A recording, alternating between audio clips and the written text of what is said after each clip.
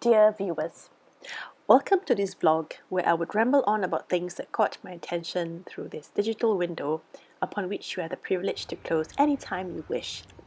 This time I will be talking about some treats that I have collected, starting with some drum and bass put together by DJ Non Sequitur at the Esplanade and some highlights of the still ongoing Singapore Night Fest at Bras Basah Bugis region that will end on the 27th of August this weekend. So if you haven't yet caught up with it, you still have time.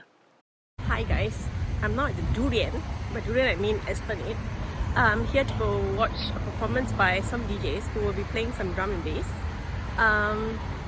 Haven't heard drum and bass in a while, I think, because I haven't been listening to radio or anything, and I remember liking it very much, so that's why I'm here to check it out. It's the Red Dot August Festival at the Esplanade, where performances have something to do with anything that is striking about this island/country whose birthday or Independence Day falls this month on the 9th of August. DJ Non Sequitur led the way, at least for me, through drum and bass, which has created a niche category here in Singapore over the span of 2 decades or so, as a service provider, as in DJing, or jolly club patrons brought together through love of this genre of music, partying, dancing, and even forged friendships. It was a walk through memory lane for some members of the audience, not me, who were there to support the performers, presumably because they were involved in each other's lives at some point in time. I wouldn't say I was present in the scene back then, but I enjoyed the music as I remember enjoying dancing to a steady stream of beats. Anyway, I expect to see or hear more of DJ Non Sequitur throughout this video as a symbol of the coming together of communities through shared interests, identity or whatever, and the mixing of different parts of people to form a coherent and unique whole. I think it fits nicely as a faint pulse or connecting line through the artwork that you will see here as features to the night festival. Yeah, I'm not gonna put the music too loud because, for fear that I will run into some copyright problems. Anyway, this is me at the start of the Singapore Night Fest, which started at City Hall MRT station just outside Raffles City, and is titled An Ocean Without Anchor, which takes its shape after lighthouses built not from bricks but people stacked on top of another. It's symbolic of the spirit of the area as it was brings to mind a past life lost and forever gone, but still important because it marked the beginning of a journey or a destination for those who travel by sea, around which communities are built before land reclamation changed the area for good. This is paddy fields or silized rice fields, which refers to a long-gone practice of rice cultivation. Here I was given a map to the installations which I found helpful. This is a rough outline of my route that I took. I will link the digitized version of the map in the description box below, which I think will help you through your adventure and discovery of the city should you choose to partake in it.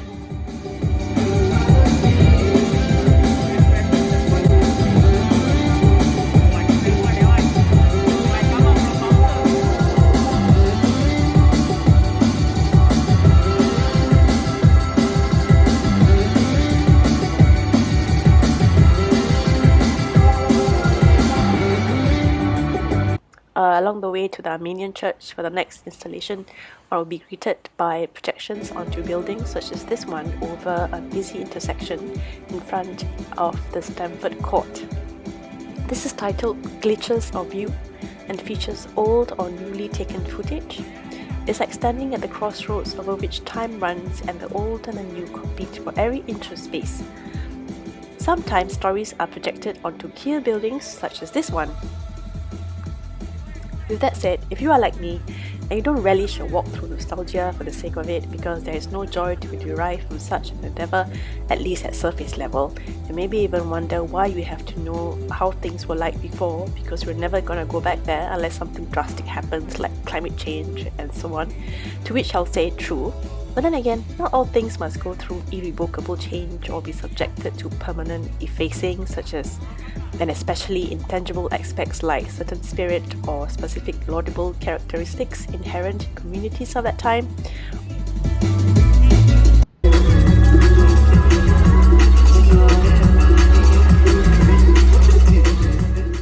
which some Singaporeans are proud and still practice to this day, some will remind you of them without fail. I'm referring to the kampong spirit, or spirit that were more community-oriented, geared towards solidarity and involvement in helping each other survive, if not succeed, like shared responsibility. Even an introvert can carve their own path towards this collective goal, even if it entails one that is more palatable. The requirement is as flexible as it is broad. There seems to be little excuse not to possess this spirit at this point.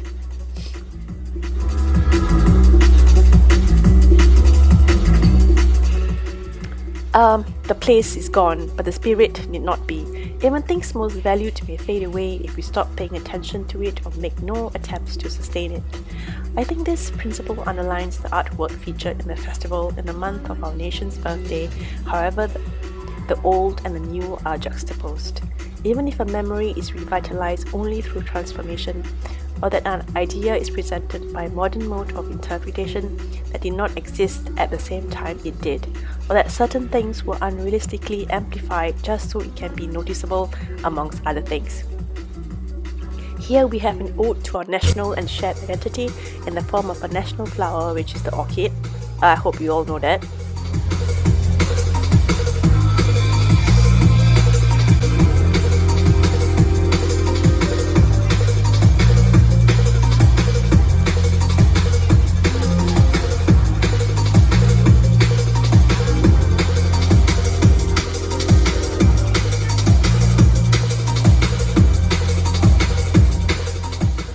Specifically, one that is called Vanda Miss Joachim, animated mechanically by deflating and inflating pods, changing over time much like fluidity and dynamism of our identity, at least to me, or any other identity for that matter, which is built upon a reliable and strong skeleton.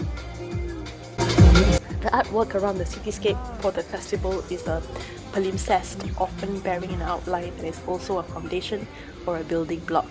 Apart from that, it notes to the reliance of migratory species of birds on our recreational pockets of greenery, such as in this work titled here, that features large inflatables of migratory birds that often transit through the area.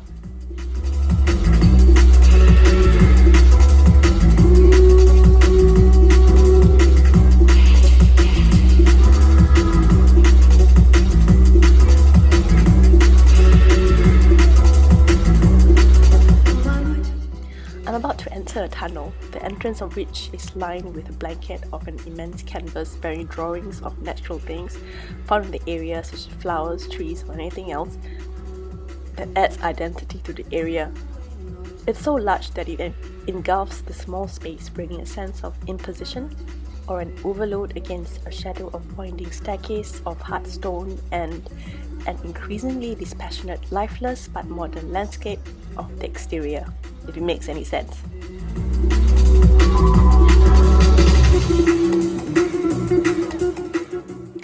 It brings a sense of importance and urgency on how to knit these natural elements together with a new, lest we lose it, along with every bit of benefit that it brings. Legends and past life are resurrected and depicted pictorially in neon lights, as in this cyberpunk hieroglyphs sort of installation, according to the description at least. This is another example of old ideas represented through a modern mode of perceiving and transmitting ideas. My adventure brought me here to appreciate certain things present since the 14th century, including its mythical qualities aptly projected onto our custodians of collective past, that is the National Museum of Singapore.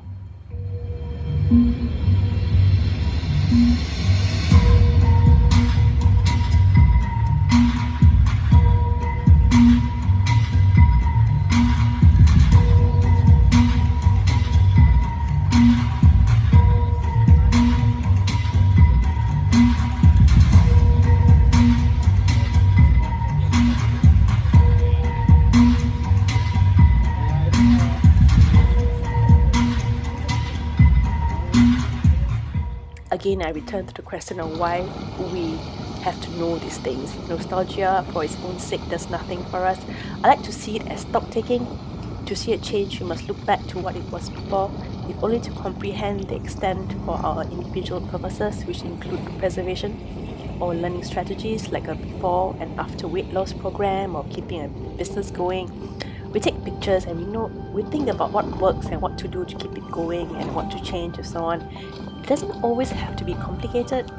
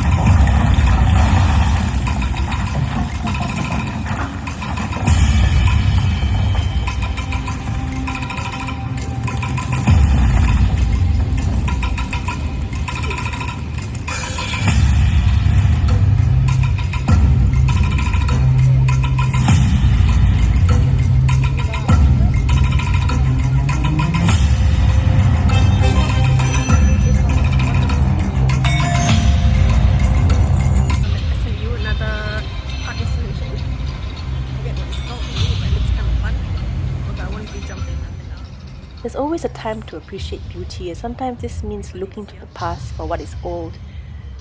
And what is old can seem like new if you are looking at it for the first time. This one is one of the more interactive pieces. It is supposed to resemble a rice stalk, but you can play with it, move it around, and build new things with it alone or together.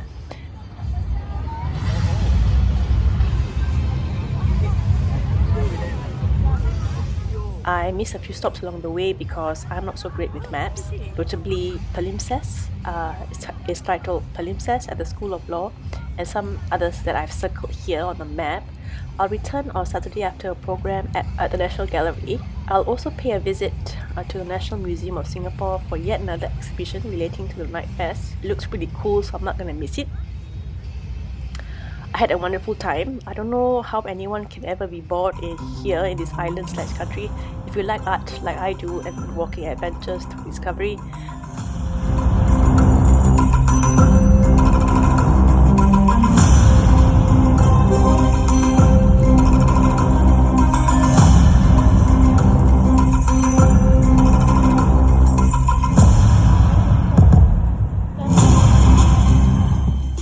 yeah, okay, so that's it for my vlog today because I think I talked a bit too much. Anyway, I will have another vlog coming soon next week, which will feature some stuff that I will see in the museums, and especially some parts of the Night Fest that I didn't get to see last time. So yeah, thank you so much for watching, and if you have made it this far, congratulations for your resilience.